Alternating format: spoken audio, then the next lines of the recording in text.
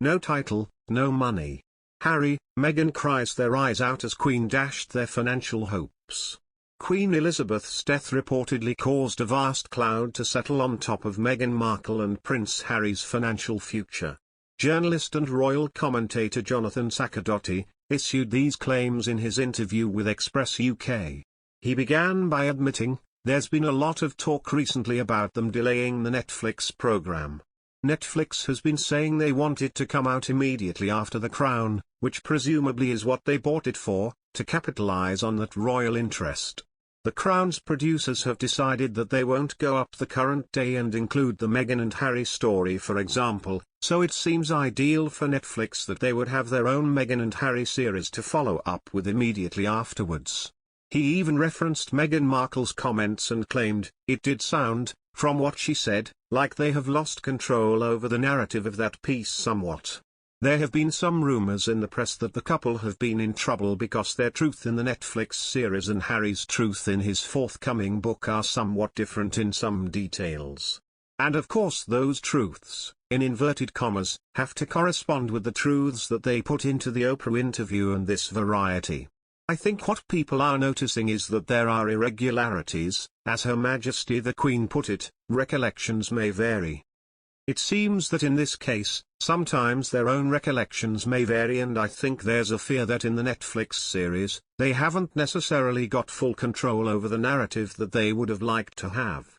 And that's one of the complaints they had about their time as working royals, that they didn't have full control over how the press would write about them. Well, perhaps they've found now that stepping out that quite carefully curated royal coverage into the world of celebrity means that they have even less control. If Netflix are going to release a program the couple themselves have given content for but now regret having contributed to, they may get to the point where they look back to their time as royals and think they had a bit more control then than they realized.